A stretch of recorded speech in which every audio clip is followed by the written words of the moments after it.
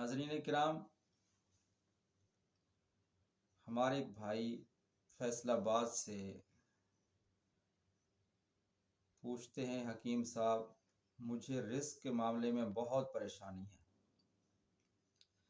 میں بہت پریشان ہوں، ہنستا بستا گھر تھا، رزق کی فراوانی تھی، لیکن اب ایسا ہے کہ میں دانے دانے کو ترس گیا ہوں، یہاں تک کہ گھر میں فاقے ہوتے ہیں اور لڑائی جھگڑے شروع ہو چکے ہیں، تو اس کی وجہ کیا ہو سکتی ہے کہ مجھے کیوں زوال آ گیا ہے؟ ناظرین کرام، دنیا کے تمام مذاہب میں ایک بات مشترک ہے، وہ ہے انسانیت کی خدمت۔ مجھے کچھ خبر نہیں تھی، تیرا درد کیا ہے یا رب، تیرے عاشقوں سے سیکھا، تیرے سنگ در پہ مرنا۔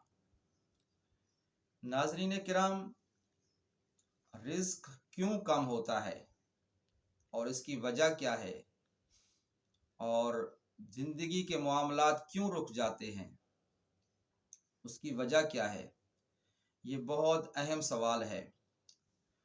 ناظرین کرام، سب سے پہلے ہم اللہ سے مانگنے والے بنیں، مسلسل مانگیں۔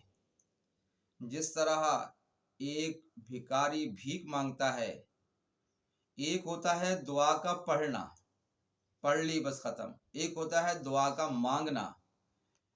جس طرح ایک بھکاری، ایک بھیک مانگنے والا جب کسی سے بھیک مانگتا ہے تو اس کی آنکھوں کی توجہ بھی جس سے وہ مانگ رہا ہوتا ہے اس کی طرف ہوتی ہے، اس کا ہاتھ بھی اسی طرف ہوتا ہے، اسی کا دل بھی اسی طرف ہوتا ہے، اس کے جذبات بھی اسی طرف ہوتے ہیں، اس کے خیالات بھی اسی طرف ہوتے ہیں۔ لیکن جب ہم اللہ سے مانگیں تو ہماری توجہ اللہ کی طرف ہونی چاہیے۔ جب ہم اس سے مانگیں گے تو اس کے خزانے میں کوئی کمی نہیں ہے، وہ بہت بڑا سخی ہے۔ اور دوسرے نمبر پہ یہ ہے کہ مانگنے کا طریقہ ہوتا ہے۔ جتنا آپ یقین کے ساتھ اللہ سے مانگیں گے، اللہ تعالیٰ آپ کے لیے اتنا رزق کے، وسعت کے، صحت کے اور بہت سارے معاملات کو اللہ تعالیٰ کھول دے گا۔ آپ صلی اللہ علیہ وسلم کا ارشاد ہے، انا عند ظن عبدی، بندے کا جیسے گمان ہوتا ہے اللہ تعالیٰ اس کے ساتھ وہی معاملہ فرماتا ہے۔ اب سوال یہ پیدا ہوتا ہے کہ رزق کیوں کم ہوتا ہے، اس کی وجوہات ہیں۔ دیکھیں، آسمان ہے، آسمان کی طرف ہم زور سے اگر پتھر پھینکیں گے تو ہماری طرف پتھر ہی آئیں گے، اگر ہم پھول پھینکیں گے تو ہماری طرف پھول ہی آئیں گے۔ تو جب ہم اچھے اعمال اللہ کی طرف بھیجیں گے، آسمان کی طرف بھیجیں گے، تو وہاں سے بھی اللہ تعالی ہمارے لیے جو فیصلے فرمائیں گے وہ بھی اچھے ہی ہوں گے، وہ بھی ہمارے لیے مفید ہوں گے۔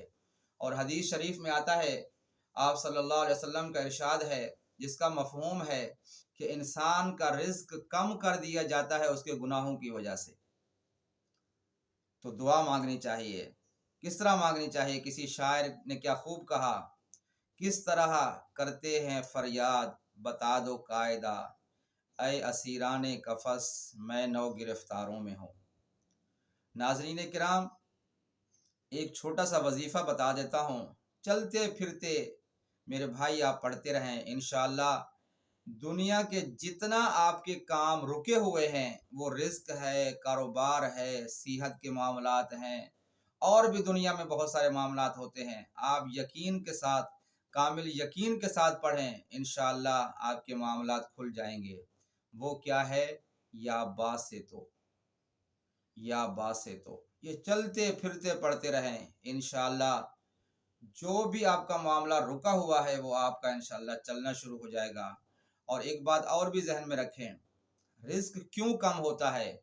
وہ اس وجہ سے بھی بعض دفعہ ہوتا ہے کہ انسان رزق کی قدر نہیں کرتا جب اللہ تعالیٰ دیتا ہے۔ اس میں بجلی ہے، پانی ہے، کپڑے ہیں، صحت ہے، کھانے پینے کی چیزیں ہیں، آٹا ہے، سبزی ہے۔ جب ہم ان چیزوں کی قدر نہیں کریں گے تو ہم ناشکری کریں گے، اور اللہ تعالیٰ کو ناشکری پسند نہیں ہے۔ قرآن پاک میں اللہ تعالیٰ ارشاد فرماتا ہے، لَإِن شَكَرْتُمْ لَأَزِيدَنَّكُمْ، جو بندہ اللہ تعالیٰ کا شکر ادا کرتا ہے اللہ تعالیٰ اس میں زیادتی عطا فرماتے ہیں۔ والا ان کفرتم ان عذابی لشدید، اور جو ناشکری کرتا ہے اللہ تعالیٰ کا اس کے لیے عذاب شدید ہے۔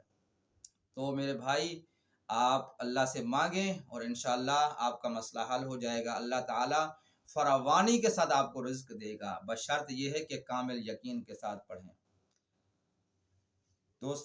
ناظرین کرام، دنیا کے تمام مذاہب میں ایک بات مشترک ہے، وہ ہے انسانیت۔